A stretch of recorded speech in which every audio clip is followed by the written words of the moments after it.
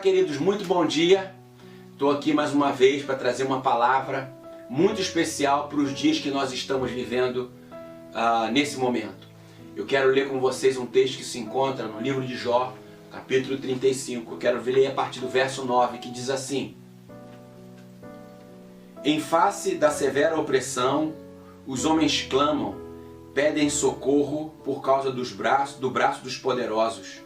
Mas ninguém diz: onde está Deus, meu Criador, que inspira canções durante a noite, que nos ensina mais do que os animais da terra e nos faz mais sábio do que as aves do céu? Ali clamam, mas ele não responde, por causa da arrogância dos maus. O mundo está vivendo um dos dias mais difíceis da sua história, desde os últimos tempos, com uma crise ou com uma pandemia de um vírus que vem matando milhares de pessoas no mundo inteiro, na China, sobretudo no continente europeu. E eu fiquei pensando o que isso tudo deveria refletir no nosso coração. Eu tenho pensado muito, no que a Europa tem passado e o que esse texto tem a ver com o momento que a gente vive.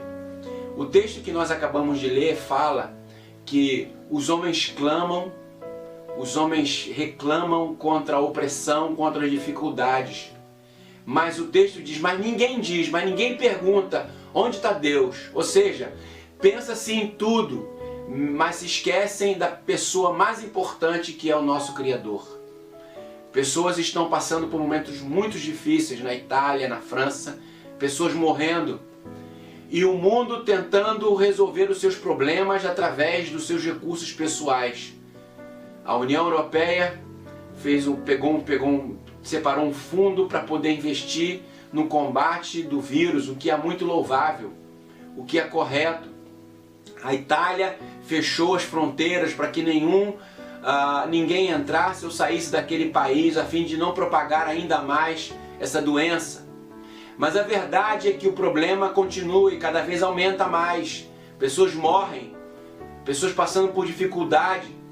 E a minha pergunta é, será que estão se lembrando de perguntar onde é que está Deus?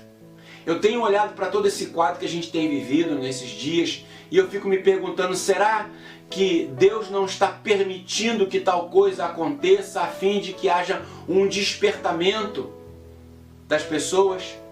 Será que nós vamos continuar achando que apenas os nossos recursos, a nossa influência, a nossa boa educação vai nos proteger de todo o mal que atinge o mundo inteiro? Eu não tenho dúvida nenhuma que não há recursos capazes de conter o mal que assola a humanidade nos nossos dias. Até porque a Bíblia diz que o mundo está num processo de degradação. Ou seja, o mundo não vai melhorar, cada vez mais o mundo vai piorar. Mas eu creio que o sofrimento se torna muito mais intenso à medida que nós esquecemos de olharmos para Deus. É tempo de nós voltarmos para Deus, de clamarmos a Deus, de pedirmos misericórdia a Deus, a fim de que Deus aplaque todo esse mal que vem assolando o mundo. O meu desejo, queridos, é que as pessoas possam despertar-se para Deus, que a gente pare de olhar para os nossos recursos, para a nossa capacidade pessoal e nos voltemos para Deus, nos curvando para Ele, sabendo que Ele é o único capaz de conter, de aplacar todo o mal que nos assola. Que tenhamos misericórdia daqueles que estão passando por luta, mas que sobretudo nos lembremos de nos voltarmos para Deus, a fim de que Ele nos ouça com o coração quebrantado. O texto que nós lemos, o verso de número 12 diz assim, clamam, mas ele não responde, por causa da arrogância dos maus. Ou seja, o silêncio de Deus muitas vezes está relacionado ao nosso orgulho, à nossa soberba, à nossa altivez. É preciso que nós quebrantemos o nosso coração e nos coloquemos diante da presença de Deus, pedindo que Ele tenha misericórdia.